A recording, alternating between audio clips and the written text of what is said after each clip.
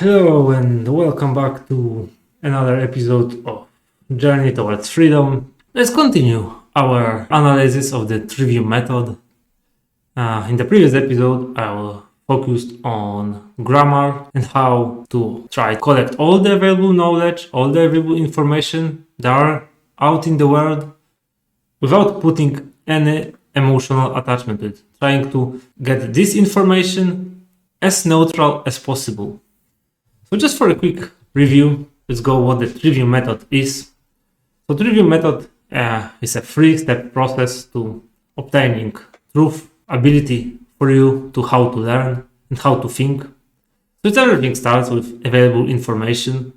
This goes into our first step, which is the grammar, or gathering all the available knowledge that answers the question who, what, when, and where. Then we go to the second step of this process called logic, understanding, or processing. And its aim is to deliver the answer for the question why. This is the step that we will be focusing on today. And lastly is the rhetoric, wisdom, or output. So it tells us how we can apply this knowledge in the real world. And based on this, on the rhetoric, we produce some kind of the result. That can also be treated as a feedback for our future self or for other people. Understanding logic and after we gather the information should be a really straightforward step that we shouldn't have any problems with. Like any sane person would just gather the knowledge, understand based on this what is true, what is false, get rid of the falsities and live with only the truth. Then adjust their behaviors to align with this particular process knowledge, right? That's what all we do in our world. And we are progressing fine towards the collectively to the freedom, to a better world, right? If this was right, I would not be here probably telling you this basic stuff information because you would already know it. You would know it, you would be using it. Everyone in the world will be like, why the hell do you even wanna speak about this? This is common knowledge. Everyone knows about it. Everyone's apply it in their daily lives. And we live in a prosperous world. We live in a utopia. Are we not? Well, when I look in the window and try to look at the people outside, there's not that many people that apply logic correctly. I would say most of them really apply this wrongfully. So let's go to the first problem with processing the information we gathered in the first step of the Trivium Method, right? So in this first step called grammar. So what it's called cognitive dissonance. To shortly define what the cognitive dissonance is basically when you are presented with a stimulus and information that is in contradiction with what you already believe to be true, you reject such information. You get reject, and say, no, this is not the information I want. This is just possibly, I have my truth. I know what is right. Don't give me this information. I don't want them. They are probably just false. You reject them because they are in contradiction with yourself. And in reality, what you should actually do is compare the information that came from the outside with the information you believe to be true, and then you compare them, and you either merge them or you get rid of one of them based on what is true. Then you align your behavior to it, right? Very simple process. Why people are not using? Why people are not doing this? Because they want to project their beliefs onto the world. Whatever the subjective perception of the world they view and they accept as truth, they want to stick to it. They want to stick to it. They don't want to get rid of it no matter what. No matter how much would you try to attack them with the facts, with some kind of the verifications, you can just throw them books of knowledge. They will just refuse it. They will reject it because it's in contradiction with their beliefs. beliefs are about everything. About morality, this is objective versus subjective, about political statements, about events that occurred in the past. Basically, every topic you can argue about will be met with cognitive dissonance sooner or later. The simplest way is just go into and check the politics, right? The political fanatics that support one on the other or the third side. Yeah.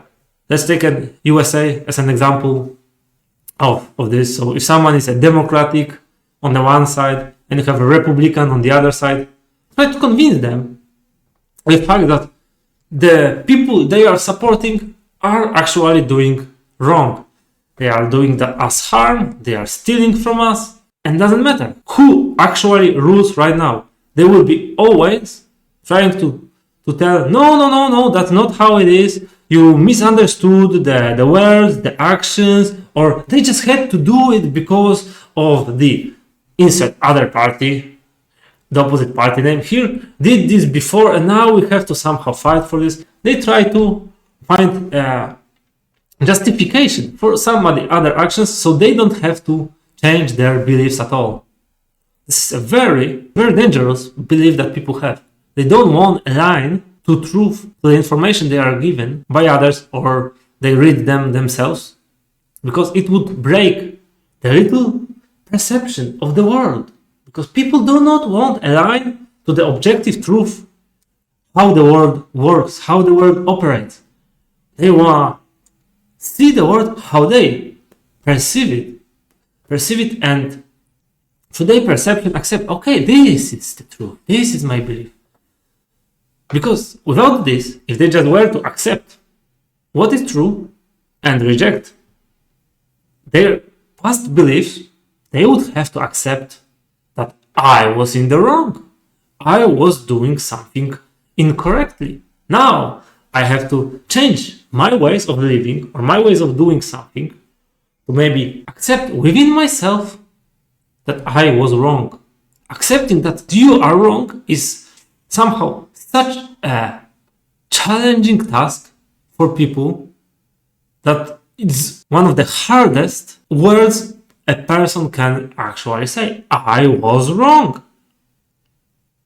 And they will do anything they can to try to not accept this, not say those words, to falsely claim that they are still in the right, that they never did anything wrong, that they weren't manipulated, they weren't lied by others or by themselves, that the world is not how they believed it to be. The aim of this so little process of logic understanding is to align ourselves with truth, not to try to bend the truth to our beliefs, but to align ourselves with what is true and then act upon it. Never the other way around. Never try to act first and then try to find a justification for this. It's not working. So this is the first and the most important fallacy we do when trying to process the knowledge that is available to us, that we gathered or received forcefully by someone telling us, like I'm trying to tell you right now, you can read it. Maybe if we met in person, I would be trying to convince you that the objective morality is true, the natural law is a working law. People would reject this information from me. They would not ever want to process it. But let's leave it and let me move to the second example of the fallacy that I think is quite common. This is an example from the website triviumeducation.com, when you can find many more logical fallacies, about 40 something. So I will give you one example of those fallacies. You can visit this site for more and go through all the lists they have. They have really nice examples out there. So the example is like someone is telling you about a particular topic, but their actions are like in the contradiction with what they already said. For example, you have an uncle that you have a really good bond with, you're on good terms. You usually found him as a a reliable person. So he comes to you and says, well, don't go for smoking. Smoking cigarettes is bad for your health. Don't ever do it. And then he goes out a few meters away and lights one single cigarette. So his words is in contradiction with his actions, right? So now you can come to a conclusion that, okay, maybe smoking isn't really bad. Why would uncle tell me this? Maybe he wants me to never smoke cigarettes because he, I don't know, doesn't want me to be a healthy person. You can find such a conclusion, which is wrong. Just because someone is saying something and doing the opposite doesn't mean that the thing they are saying is wrong. There are a lot of hypocrites that do one thing and acts in the total opposition to this. But still, if the words they are saying, the information they are passing are true, doesn't matter what they do. This is their problem. This is their problem that they are doing the wrong. They are hypocrites themselves. We should just take the knowledge and process it correctly, with understanding that smoking cigarettes is actually bad for our health. So our uncle was right about this. Doesn't matter that he is still a smoker. Maybe he's just addicted to it. He cannot let it go. He understands the consequences of smoking, but doesn't give a fuck about this. Doesn't give a damn that his health will be worse. But he wants you to stay out of it, to be a healthy person. There's a lot of bad people in the world telling you truth straight out in the open, but they are not following this truth themselves. Doesn't mean that the person is doing the wrongdoings, means that the words they are saying are not truth because they are not following them. Take, for example, all the Satanists out there, all the people that are working in the dark occult, that are trying to enslave us. They can tell us straight in the open about the natural law, about the objective morality, how to work with it. But they will be working in total opposition because they want the world to be and us to be enslaved. They don't want us to be free. They understand the concept of objective morality and natural law, but they don't follow it. They go into the opposition. Does it mean that, okay, so if they don't follow it, they try to oppose this law, means that it's not working, that there is no objective morality, that morality is subjective? No.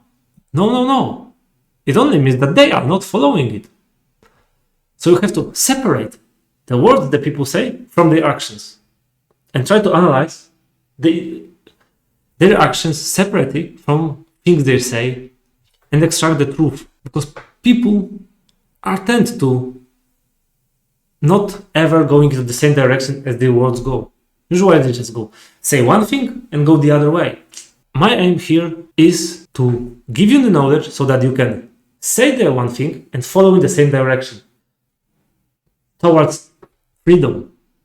That's my goal. That's my goal of this whole channel, to see and set course for freedom. You can do it with your own example, with your words, with your example, actions. Now, since we are in this topic of a little bit of morality, natural law, let me go to the third step of how you can obtain the truth.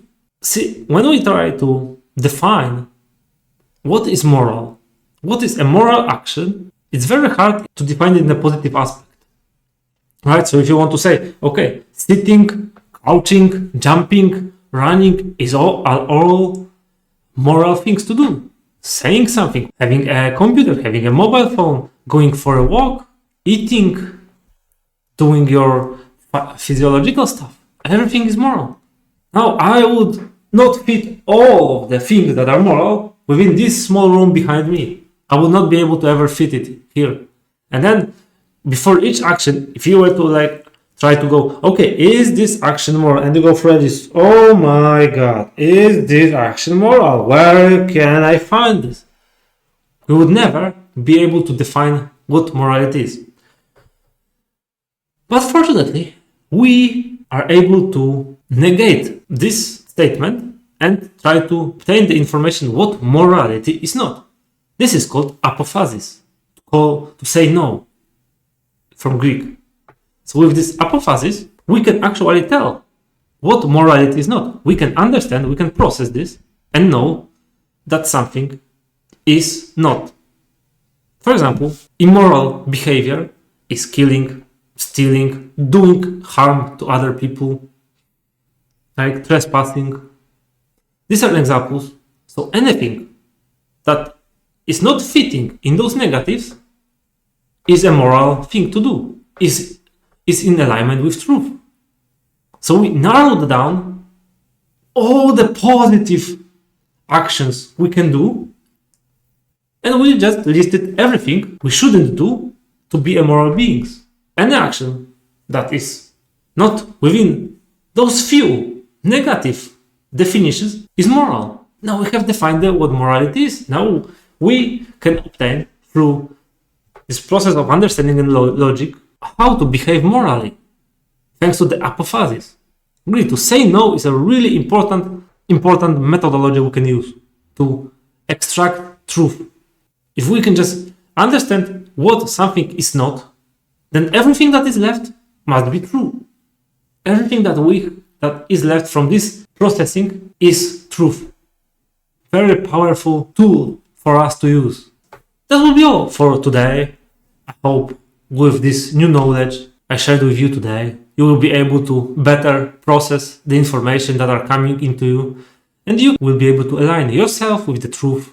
You will be able to reject everything that is false, get rid of the false beliefs, false programming you have within yourself, and reprogram yourself, do the shadow work on yourself to align yourself to the truth. We'll be continuing the Trivium Method topic in the next episode. I'm Arek. You can visit all my previous material on my website, tridentoffreedom.com, and I see you in the next one. Bye.